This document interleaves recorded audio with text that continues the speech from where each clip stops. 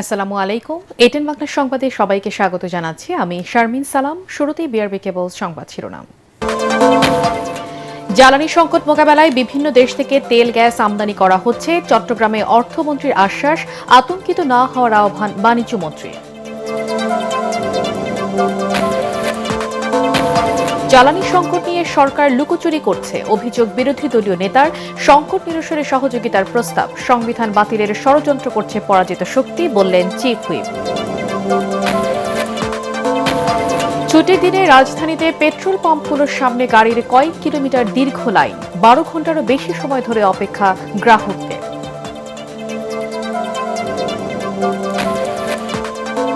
সারা দেশে হাম আক্রান্ত রোগীর সংখ্যা উদ্বেগজনক, আতঙ্কিত না হয়ে সচেতন হওয়ার পরামর্শ। গত 19 দিনে উপসর্গ নিয়ে মারা গেছে 94 জন, আক্রান্ত 5,500-এর বেশি, বলছে স্বাস্থ্য অধিদপ্তর। শুনছিলেন বিআরবি কেবলস সংবাদ শিরোনাম, এবারে বিস্তারিত। জ্বালানি নিয়ে জনগণকে আতঙ্কিত না হওয়ার আহ্বান জানিয়েছেন পাট শিল্প ও বাণিজ্য মন্ত্রী খন্দকার আব্দুল মোক্তাদির। বিকেলে সিলেটে নিজ বাসায় ব্যবসায়ী নেতাদের সঙ্গে বৈঠক শেষে সাংবাদিকদের এই তথ্য জানান তিনি। বলেন, জ্বালানির ক্ষেত্রে অহেতুক আতঙ্কিত হওয়ার কোনো কারণ নেই। সরবরাহ পরিস্থিতির মধ্যে অস্বাভাবিকতা আছে স্বীকার করে নিয়ে সবাইকে জ্বালানি ব্যবহারে সাশ্রয়ী হওয়ার পরামর্শ দেন তিনি। এ সময় সিলেট বিএনপি নেতৃবৃন্দ ছাড়াও ব্যবসায়ী নেতারা উপস্থিত ছিলেন।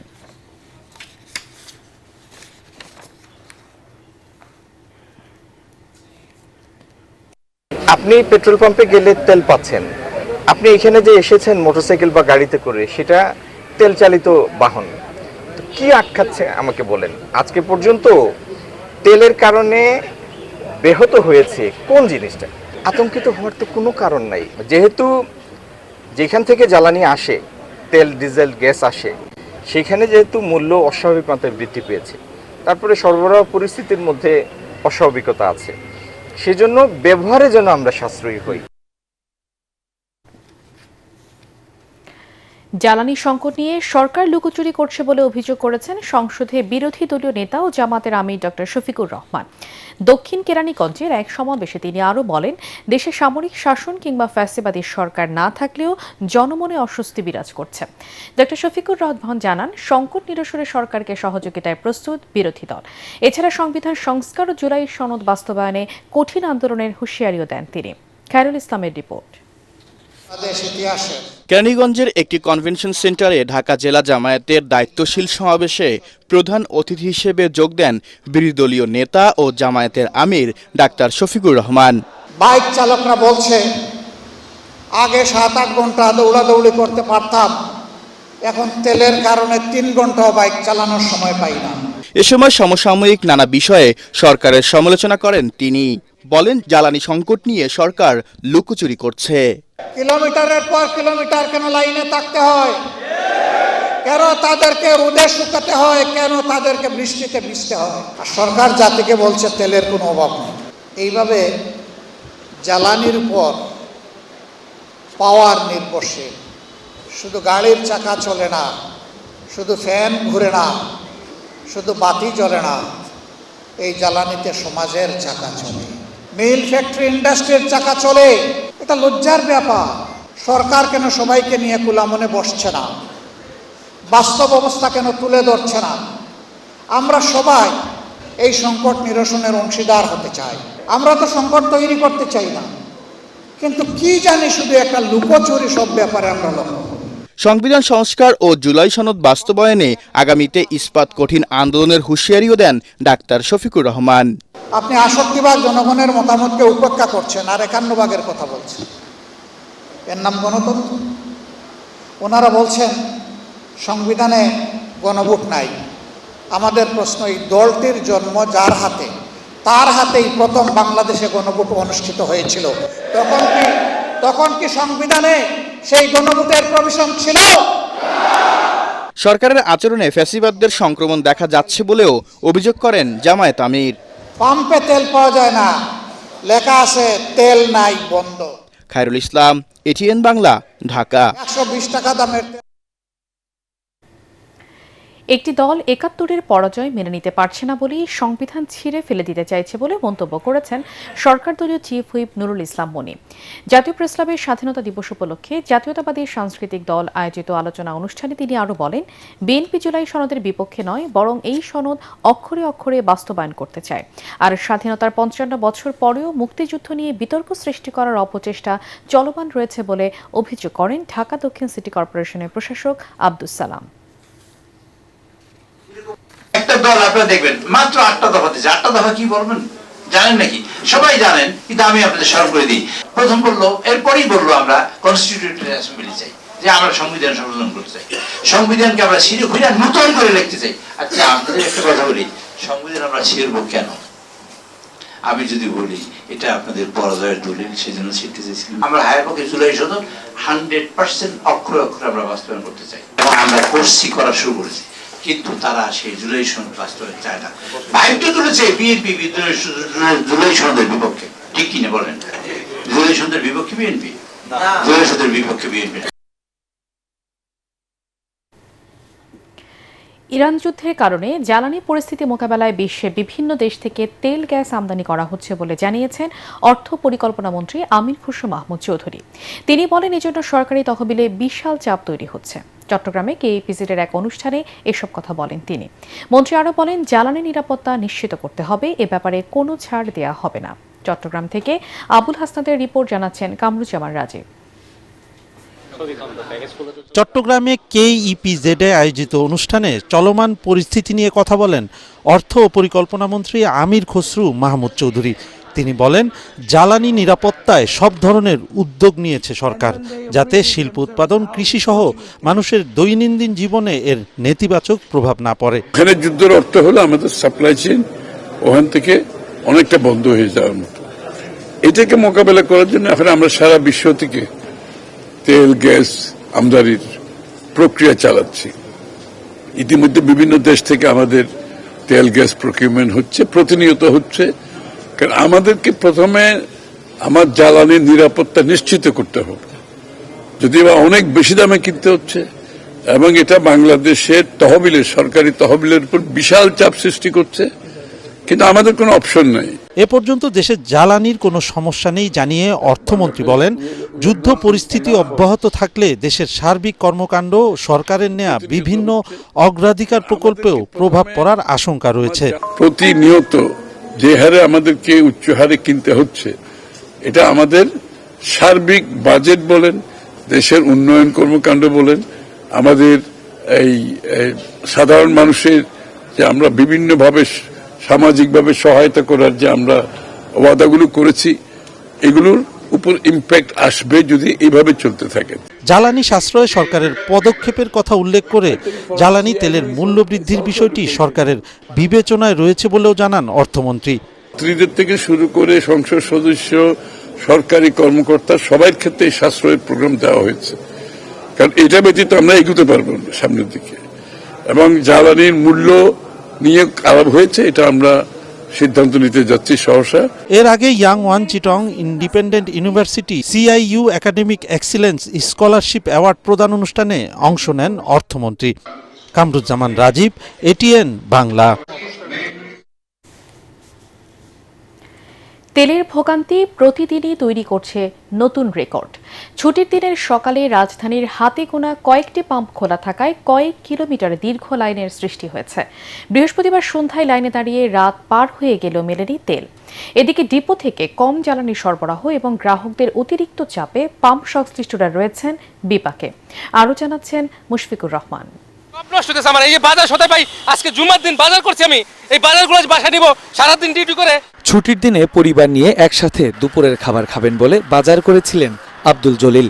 তবে বৃহস্পতিবার রাত থেকে শুক্রবার সকাল প্রায় 12 ঘন্টা তেলের লাইনে দাঁড়িয়ে রাস্তায় কেটে গেছে রাত। ফেরা হয়নি ঘরে, পৌঁছতে বসেছে বাজার।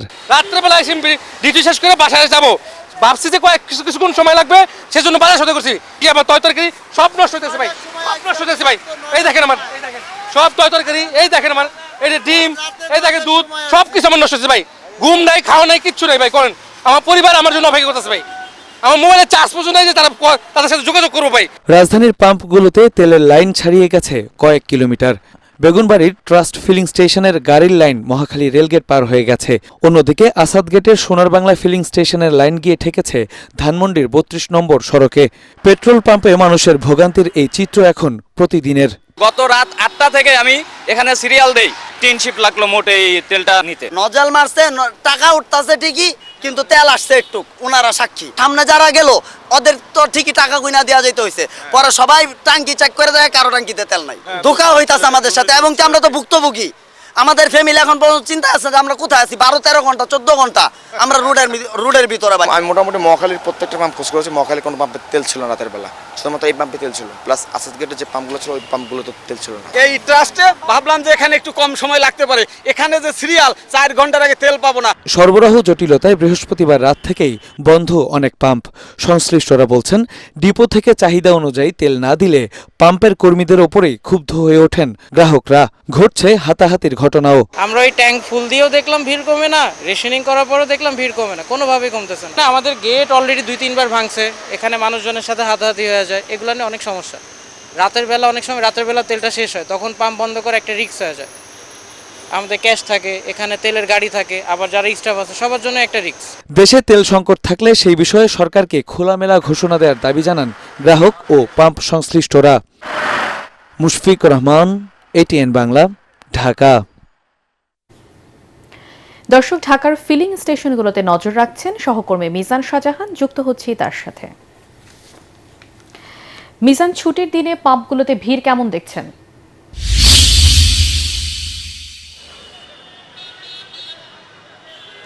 শারমিন, আপনাকে ধন্যবাদ। আপনি যেমনটি বলছেন যে ছুটির দিনে ভিড় কেমন, ছুটির দিনে পাম্পগুলোতে অনেক ভিড়, কিন্তু এই মুহূর্তে কোনো তেল দেওয়া হচ্ছে না। আমি যেই পাম্পে দাঁড়িয়ে আছি, অর্থাৎ এটি হচ্ছে পরিবাগ পাম্প। এই পাম্পটি 15 মিনিট আগে বন্ধ হয়ে গেছে তেল সংকটের কারণে। পাম্প কর্তৃপক্ষ আমাদের যেমনটি জানিয়েছেন যে এখানে শুক্রবার দিন যেহেতু ডিপো থেকে তেল সরবরাহ করা হয় না, এই কারণে গতকাল যে তেল সংরক্ষণ করা ছিল তা দিয়ে তারা সারাদিন কাভার করেছেন। এই মুহূর্তে যেহেতু কোনো তেল নেই, সেহেতু তারা পাম্পটি বন্ধ করে দিতে বাধ্য হয়েছেন। অন্যদিকে আমি আপনাকে দেখানোর চেষ্টা করছি যে পাম্পের সামনে কি ধরনের গ্রাহকদের ভিড় রয়েছে। অর্থাৎ এখানে যদি আপনি মোটরসাইকেলের আমি সংখ্যায় বলি, অন্তত 1000 থেকে 1200 মোটরসাইকেল শাহবাগ মোড় থেকে শুরু করে এই পরিবাগ পর্যন্ত অপেক্ষা করছে তেল নেওয়ার জন্য, কিন্তু এখানে কোনো তেল নেই। এরকমভাবে প্রাইভেট কার সহ অন্যান্য গাড়ি অপেক্ষা করছে, যদিও ডিজেলের সংকট নেই, কিন্তু যে অকটেন এবং পেট্রোলের সংকটের কারণেই এই পাম্পগুলোকে বন্ধ করে দিতে হয়েছে, এবং এটি অব্যাহত থাকবে বলেই আমাদেরকে জানিয়েছেন যে আগামীকাল তেল পাওয়ার পরে আবার তেল দেওয়া শুরু করবে পাম্পগুলো। আমরা পাম্প কর্তৃপক্ষের সঙ্গে কথা বলছি, তারা বলছেন যে ছুটির দিনেও যেহেতু গ্রাহকদের অনেক চাহিদা রয়েছে, এই কারণে যদি শুক্রবার সাপ্তাহিক ছুটির দিনেও ডিপো থেকে পাম্পগুলোতে তেল সরবরাহ করা যেত, তাহলে এই গ্রাহকদের সাথে তাদের এই বিড়ম্বনার শিকার হওয়া লাগতো না। এই কারণে তারা বলছেন যে জ্বালানি ও বিদ্যুৎ মন্ত্রণালয়কে উদ্যোগ নিতে হবে যে আগামী সপ্তাহ থেকে যদি শুক্রবার ছুটির দিনেও ডিপোগুলো বিশেষ ব্যবস্থায় খোলা রাখা হয়, যেহেতু এটি একটি জরুরি সার্ভিস, তাহলে গ্রাহকদের সঙ্গে তাদের যে বাক বিতানটা হচ্ছে এটি আর হবে না। আর আরেকটি বিষয় আপনাকে আমরা জানিয়ে রাখি যে বিভিন্ন মন্ত্রণালয় থেকে যেহেতু সরকার বিভিন্ন রকমের সিদ্ধান্ত নিচ্ছেন, বিশেষ করে দোকানপাট সন্ধ্যা 6টার মধ্যে বন্ধ রাখার বিধান করা হয়েছে, এই কারণে গ্রাহকদের মধ্যে আরও বেশি আতঙ্ক তৈরি হয়েছে। এই কারণে তারা গতকাল কিছুটা ভিড় কম থাকলেও আজকে আরও অধিক মাত্রায় ভিড় করছেন, এবং তেল মজুত করার প্রবণতা অনেকের মধ্যে রয়েছে।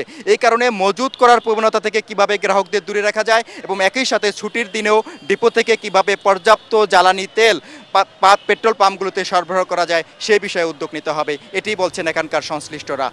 শারমিন, এই মুহূর্তে হচ্ছে আমার কাছে পরিবাগ পেট্রোল পাম্প থেকে সবশেষ খবর। পরবর্তী সংবাদে কোনো আপডেট থাকলে আপনাকে আরও জানাতে পারবো। শারমিন। মিজান, আপনাকে ধন্যবাদ। সিঙ্গাপুর থেকে 27,300 টন ডিজেল নিয়ে চট্টগ্রাম বন্দরে ভিড়েছে MT ইউয়ান জিং হে নামের একটি অয়েল ট্যাঙ্কার। সকালে জাহাজটি বন্দরের ডলফিন জেটিতে ভিড়েছে বলে জানান বাংলাদেশ পেট্রোলিয়াম কর্পোরেশন BPC সহকারী ব্যবস্থাপক ফারজিন হাসান মৌমিতা। মধ্যপ্রাচ্যে যুদ্ধ শুরুর পর এটি চট্টগ্রাম বন্দরে ডিজেল নিয়ে আসা নবম জাহাজ। দুপুরে জাহাজটি পরিদর্শন করেন বাংলাদেশ পেট্রোলিয়াম কর্পোরেশনের কর্মকর্তারা। এদিকে বন্দরের জলসীমায় পৌঁছেছে LNG ও LPG বহনকারী আরেকটি জাহাজ। এছাড়াও বিকল্প পথে সৌদি আরব থেকে আরও 1 লাখ মেট্রিক টন অপরিশোধিত তেল সরকার আমদানি করছে বলে জানিয়েছে BPC।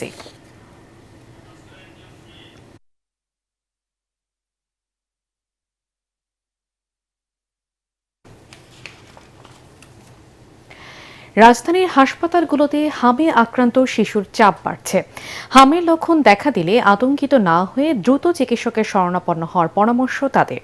এদিকে স্বাস্থ্য অধিদপ্তর বিজ্ঞপ্তিতে জানিয়েছে, গত ১৯ দিনে হামের উপসর্গ নিয়ে ৯৪ জন মারা গেছে। এ সময় আক্রান্ত হয়েছে ৫,৭৯২ জন। বিস্তারিত তৌহিদুর রহমান তুহির রিপোর্টে। আশঙ্কাজনকভাবে বাড়ছে হামের সংক্রমণ। রাজধানীর বিভিন্ন সরকারি বেসরকারি হাসপাতালে রোগীর চাপ বাড়তে দেখা গেছে। উন্নত চিকিৎসার জন্য বিভিন্ন জেলা থেকেও শিশুদের নিয়ে ঢাকায় আসছেন স্বজনরা। কুষ্টি থেকে আইসি ১ তারিখে প্রথম ফ্লোরে ছিলাম, পরে মানে বয়স্কদের ওখান থেকে বেড চেঞ্জ করে বাচ্চাদের ওই বেডে দিয়েছে। মোটামুটি সেবা এখন ভালো পাচ্ছি। ওয়াশরুমগুলো একটু পরিষ্কার করছে না, ওয়াশরুমগুলোর একটু ঝামেলা আছে। হামের রোগীরা চাপ একটু বেশি। তারপর আমরা আগে ওয়ার্ডে ছিলাম, ওয়ার্ডটা একটু ছোট ছিল, ফ্লোরে ছিলাম, এখন আলহামদুলিল্লাহ। হামের রোগীদের চিকিৎসা সেবা নিশ্চিত করতে শহীদ সোহরাওয়ার্দী মেডিকেল কলেজ হাসপাতালে চালু হয়েছে বিশেষ 2টি ইউনিট। শ্যামলী শিশু হাসপাতালেও দেওয়া হচ্ছে বিশেষ সেবা।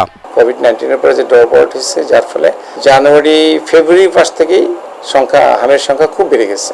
আমাদের শিশু হাসপাতালের এটা স্টার্ট হয়েছে পর থেকে আমরা একটা 56 বেডের আইসিইউ প্লাস ওয়ার্ড চালু করা হয়েছে। চিকিৎসকরা বলছেন, হাম নিয়ে আতঙ্কিত না হয়ে প্রাথমিক অবস্থায় বাসায় বসেই চিকিৎসা দেওয়া সম্ভব। এক্ষেত্রে বাসায় থাকা অন্য শিশুদের থেকে তাকে আলাদা রাখার পরামর্শ দিয়েছেন তারা। সচেতনতার ব্যাপার, বাসায় অন্য বাচ্চা কাচ্চাও থাকে, এদেরকে একটু আইসোলেটেড রাখতে হবে। আলাদা একটা রুমে যদি রাখে, সব বাচ্চার সাথে মিশতে দিবে না, কারণ এটা তো ছড়াইয়ে পড়বে না হয়। শ্বাসকষ্ট খুব বেশি না হয়, তাহলে তো বাসায় বসে চিকিৎসা করা যায়। বিগত বছরগুলোতে টিকা না দেয়া হামের সংক্রমণ বৃদ্ধির প্রাথমিক কারণ বলে জানিয়েছে বিশ্ব স্বাস্থ্য সংস্থা। তৌহিদুর রহমান তুহি, এটিএন বাংলা, ঢাকা। এদিকে সারা দেশে উদ্বেগজনক হারে বাড়ছে হাম আক্রান্ত রোগীর সংখ্যা। তবে চিকিৎসকরা বলছেন, আতঙ্কিত না হয়ে সচেতন হতে হবে। সংক্রমণ রোধে দ্রুত চিকিৎসকের শরণাপন্ন হওয়ার পরামর্শ তাদের।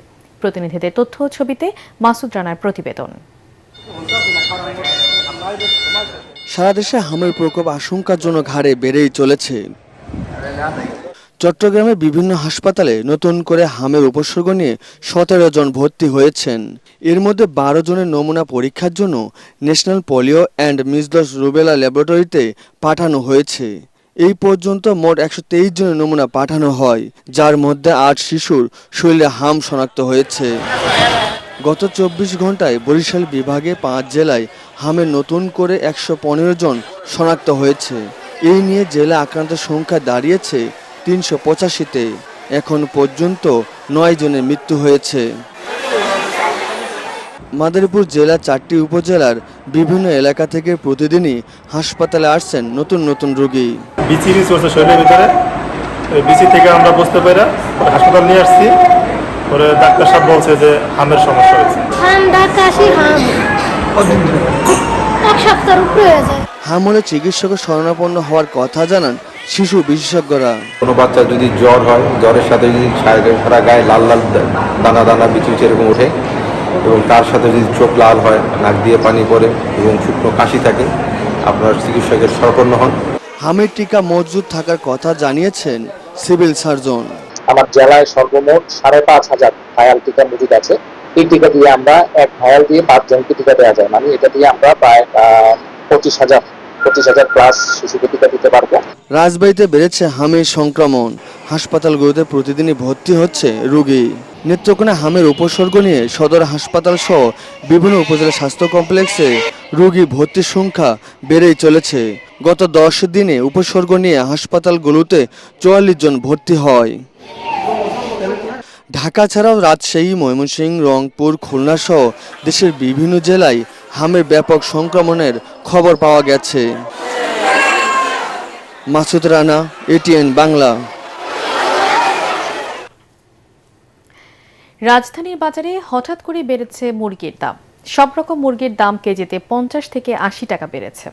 এদিকে ইরান যুদ্ধের অজুহাতে ভোজ্য তেল নিয়ে শুরু হয়েছে তেলস্মতি। দাম না বাড়লেও অধিকাংশ কোম্পানি চাহিদা মতো তেল সরবরাহ করছে না, সাথে জুড়ে দিচ্ছেন অন্যান্য পণ্য কেনার শর্ত। এছাড়াও বেড়েছে গরুর মাংস ও সবজির দাম। রাজধানীর বাজার ঘুরে আরো জানাচ্ছেন হুমায়ুন চিশতি। নিত্য প্রয়োজনীয় জিনিসপত্রের দাম সাধারণ মানুষের নাগালের বাইরে চলে যাচ্ছে। বাজার ভরা সবজি থাকলেও সবচেয়ে সস্তা পেঁপের কেজি 50 টাকা।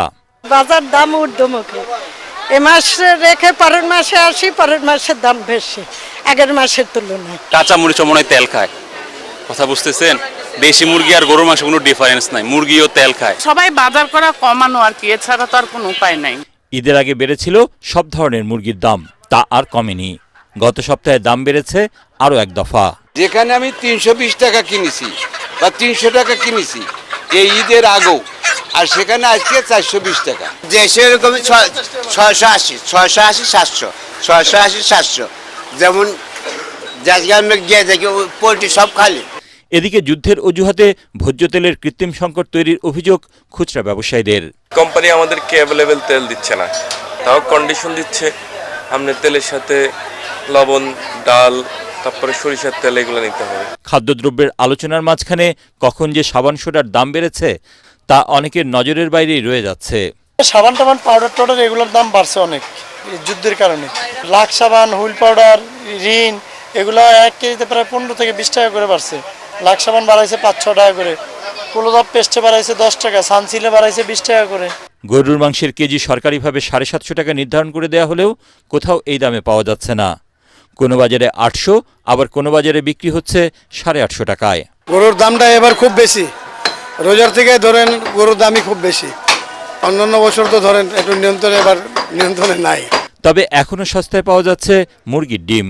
প্রতি ডজন লাল ডিম 110 টাকা এবং সাদা ডিম বিক্রি হচ্ছে 100 টাকায়। হুমায়ুন চিস্তি, এটিএন বাংলা, ঢাকা।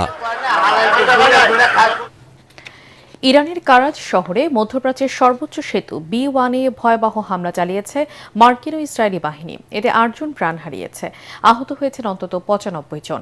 পরে এই হামলার ভিডিও পোস্ট করে যুক্তরাষ্ট্রের যুদ্ধবিরতি প্রস্তাব না মানলে ইরানকে বড় ধরনের হামলার হুমকি দিয়েছেন মার্কিন প্রেসিডেন্ট ডোনাল্ড ট্রাম্প। অন্যদিকে হামলার তীব্র সমালোচনা করে ইরানের পররাষ্ট্রমন্ত্রী আব্বাস আরাকচি বলেন, যুদ্ধে মার্কিনীদের নৈতিক পরাজয় ঘটেছে বলেই বেসামরিক স্থাপনায় হামলা করছে। সেই সঙ্গে পাল্টা প্রতিরোধ প্রতিশোধের ঘোষণাও দিয়েছে তেহরান। আরও জানাচ্ছেন আসিফুর রহমান সাগর। ইরানে ব্যাপক হামলা চালাচ্ছে মার্কিন ও ইসরায়েল বাহিনী। তেহরানের নিকটবর্তী কারাজ শহরে নির্মাণাধীন B1 সেতুতে আছড়ে পড়ে একের পর এক ক্ষেপণাস্ত্র। সংবাদ সংস্থা অ্যাসোসিয়েট প্রেস প্রকাশিত এক ভিডিওতে দেখা যায়, আলবোর্জ প্রদেশের এই গুরুত্বপূর্ণ সেতুতে হামলার সময় নিচে অবস্থান করছিলেন কয়েকশো পর্যটক। হামলায় নিমিষেই ধুলোয় মিশিয়ে যায় সেতুর বড় একটি অংশ। নিহত হন অন্তত 8 জন। আশঙ্কাজনক অবস্থায় অন্তত 95 জনকে হাসপাতালে ভর্তি করা হয়েছে। এই হামলার পরপরই মার্কিন প্রেসিডেন্ট ডোনাল্ড ট্রাম্প সামাজিক যোগাযোগ মাধ্যমে সেতুর ধ্বংসের ভিডিও শেয়ার করেন। তিনি হুঁশিয়ারি দিয়ে বলেন, বেশি দেরি হওয়ার আগেই ইরানের উচিত যুক্তরাষ্ট্রের শর্ত মেনে চুক্তি করা, তা না হলে সামনে আরও ভয়াবহ পরিণতি অপেক্ষা করছে। এদিকে এই হামলার তীব্র সমালোচনা করেছেন ইরানের পররাষ্ট্রমন্ত্রী আব্বাস আরাগচি। তিনি বলেন, বেসামরিক অবকাঠামোতে হামলা চালিয়ে ইরানকে পিছু হটানো যাবে না। এটি মার্কিন প্রশাসনের নৈতিক পরাজয়ের বহিঃপ্রকাশ। এদিকে হাত গুটিয়েও বসে নেই ইরান। পাল্টা হামলায় পারস্য উপসাগরে শত্রুপক্ষের একটি যুদ্ধবিমান ভূপাতিত করেছে ইরানের বিপ্লবী গার্ড বাহিনী। একই সাথে ইসরায়েলের ভূখণ্ড লক্ষ্য করে নতুন করে ছোঁড়া হয়েছে এক ঝাঁক ক্ষেপণাস্ত্র। লেবানন সীমান্তেও হিজবুল্লাহর সাথে ইসরায়েলি বাহিনীর সংঘাত চলছে। মাঠে লড়াইয়ের পাশাপাশি মনস্তাত্ত্বিক যুদ্ধেও সরব তেহরান। দেশটির রাষ্ট্রীয় গণমাধ্যমে প্রকাশিত ভিডিওতে দেখা যায়, বিপ্লবী গার্ড বাহিনীর সদস্যরা মার্কিন প্রেসিডেন্ট ডোনাল্ড ট্রাম্পকে সরাসরি আক্রমণ করে ক্ষেপণাস্ত্রের গায়ে বিভিন্ন বার্তা লিখছেন। বার্তায় ট্রাম্পকে উদ্দেশ্য করে বলা হয়, হরমুজ প্রণালী তোমার মুখের চেয়েও বড়। এমনকি সেখানে ডোনাল্ড ট্রাম্পের সাথে জেফ্রি এপস্টাইন ও বেনিয়ামিন নেতানিয়াহুর ব্যক্তিগত সম্পর্কের দিকেও ইঙ্গিত করা হয়। এদিকে জাতিসংঘ মহাসচিব অ্যান্তনিও গুতেরেস সতর্ক করে বলেছেন, এই যুদ্ধ পুরো মধ্যপ্রাচ্যকে গ্রাস করলে বিশ্ব অর্থনীতিতে চরম বিপর্যয় নেমে আসবে। অন্যদিকে অস্ট্রিয়া ও ইতালির মতো দেশগুলো যুক্তরাষ্ট্রকে আকাশপথ ব্যবহারে নিষেধাজ্ঞা দিয়েছে। এদিকে পেন্টাগনের শীর্ষ পর্যায়ে বড় ধরনের রদবদলের অংশ হিসেবে বৃহস্পতিবার মার্কিন সেনাপ্রধান জেনারেল র্যান্ডি জর্জকে বরখাস্ত করেছেন প্রতিরক্ষা মন্ত্রী পিট হেগসেথ। রয়টার্সকে এ তথ্য নিশ্চিত করেছেন মার্কিন প্রতিরক্ষা দপ্তরের 2 কর্মকর্তা। তার মেয়াদের 1 বছর আগেই তাকে সরিয়ে দেওয়া হলো। তবে জেনারেল জর্জের হঠাৎ বিদায়ের কোনো সুনির্দিষ্ট কারণ জানায়নি যুক্তরাষ্ট্রের প্রতিরক্ষা দপ্তর। বিশ্বজুড়ে যখন যুদ্ধের ডামাডোল, তখন তেহরানের বাসিন্দাদের মাঝে দেখা গেছে মিশ্র প্রতিক্রিয়া। ইন্টারনেট বিচ্ছিন্ন থাকলেও অনেকেই নববর্ষের ছুটিতে পার্কে সময় কাটিয়েছেন। আসিফুর রহমান সাগর, এটিএন বাংলা। এটিএন বাংলার চিফ রিপোর্টার মইনুল আহসানের বাবা বিশিষ্ট সমাজসেবক ও শিক্ষানুরাগী মোহাম্মদ আরশাদ হোসেন ইন্তেকাল করেছেন। ইন্না লিল্লাহি ওয়া ইন্না ইলাইহি রাজিউন। বেলা ৩টার পর রাজধানীর একটি বেসরকারি হাসপাতালে চিকিৎসাধীন অবস্থায় মারা যান তিনি। মৃত্যুকালে তার বয়স হয়েছিল ৯৩ বছর। তিনি দীর্ঘদিন ধরে বার্ধক্যজনিত নানা রোগে ভুগছিলেন। এক কন্যা, ৪ ছেলে, নাতি নাতনি সহ বহু গুণগ্রাহী রেখে গেছেন তিনি। মরহুম আরশাদ হোসেন উত্তর বাড্ডা বায়তুল মোকাদ্দম কুয়েতি মসজিদের সাবেক সভাপতি, উত্তর বাড্ডা বালিকা বিদ্যালয় পরিচালনা কমিটির সাবেক সভাপতি, বাড্ডা হাই স্কুলের ম্যানেজিং কমিটির প্রতিষ্ঠাতা সদস্য সহ মসজিদ, মাদ্রাসার শিক্ষা প্রতিষ্ঠান সহ বিভিন্ন সামাজিক কর্মকাণ্ডের সঙ্গে যুক্ত ছিলেন। বাদ ইশা উত্তর বাড্ডা কুয়েতি মসজিদ প্রাঙ্গণে জানাজা শেষে তাকে আজিমপুর কবরস্থানে দাফন করা হবে। তার মৃত্যুতে এটিএন বাংলায় শোকের ছায়া নেমে এসেছে। মনুলের পিতার মৃত্যুতে শোক জানিয়েছেন বিএনপি মহাসচিব মির্জা ফখরুল ইসলাম আলমগীর। এছাড়া ডিআরইউ কার্যনির্বাহী কমিটির পক্ষ থেকে সংগঠনের সভাপতি আবু সালেহ আকন এবং সাধারণ সম্পাদক মইনুল হাসান সোহেল গভীর শোক ও দুঃখ প্রকাশ করেছেন। এবারে অর্থ সংবাদ।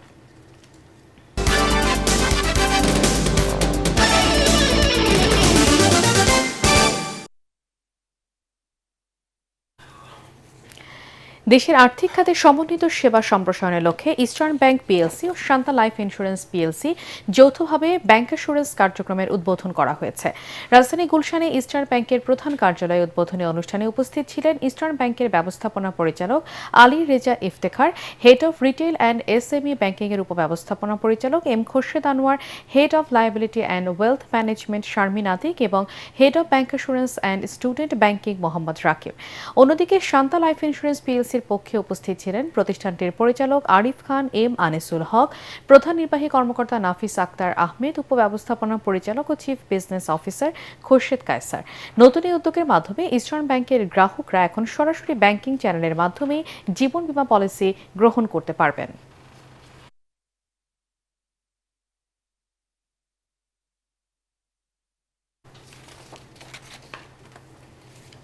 এবারে আন্তর্জাতিক সংবাদ।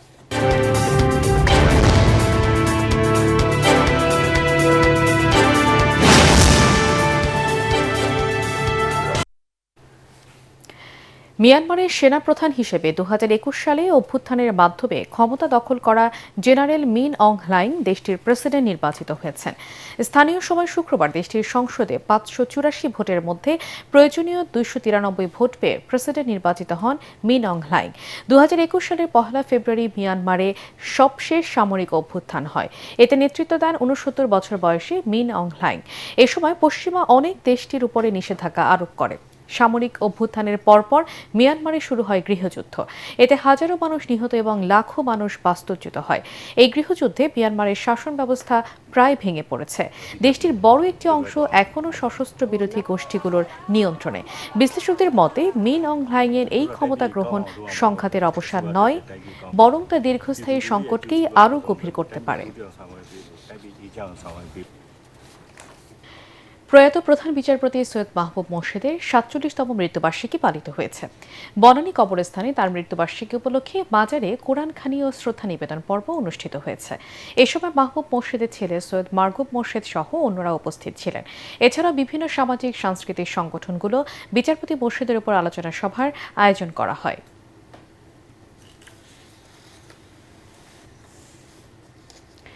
স্বাধীনতা দিবস উপলক্ষে মাটির সুর সাহিত্য সাংস্কৃতিক পরিষদের আয়োজনে অনুষ্ঠিত হল ওয়ার্ল্ড পোয়েটিক অ্যাওয়ার্ড।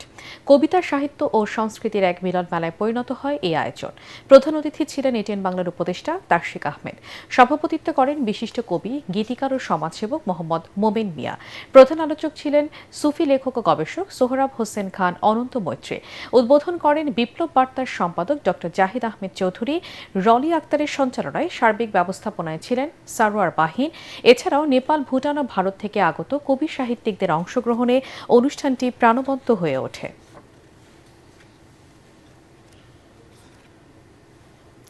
এবারে খেলার খবর।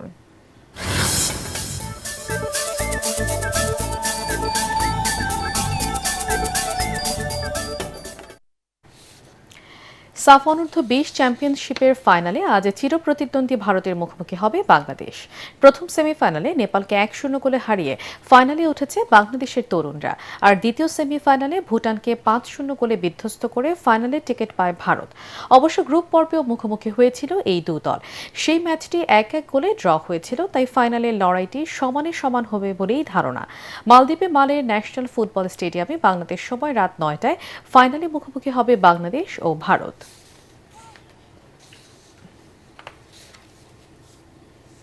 শেষ করার আগে বিআরবি কেবল সংবাদ শিরোনাম আরেকবার।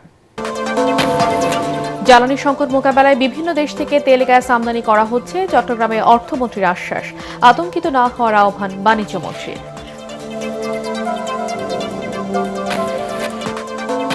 জ্বালানি সংকট নিয়ে সরকার লুকোচুরি করছে অভিযোগ বিরোধী দলীয় নেতার। সংকট নিরসনে সহযোগিতার প্রস্তাব। সংবিধান বাতিলের ষড়যন্ত্র করছে পরাজিত শক্তি, বললেন চিফ হুইপ। ছুটির দিনে রাজধানীতে পেট্রোল পাম্পগুলোর সামনে গাড়ির কয়েক কিলোমিটার দীর্ঘ লাইন, 12 ঘন্টারও বেশি সময় ধরে অপেক্ষা গ্রাহকদের।